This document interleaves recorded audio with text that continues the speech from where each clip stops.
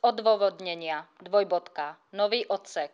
Z ustanovenia paragrafu 242 odsek 1 OSP vyplýva, že dovolací súd je viazaný rozsahom dovolania a uplatneným dovolacím dôvodom vrátane jeho obsahového vymedzenia.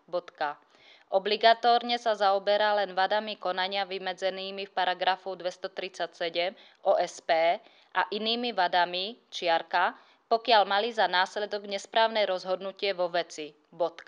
Vady podľa paragrafu 237 OSP neboli dodávateľom namietané a ani z obsahu spisu nevyplývajú.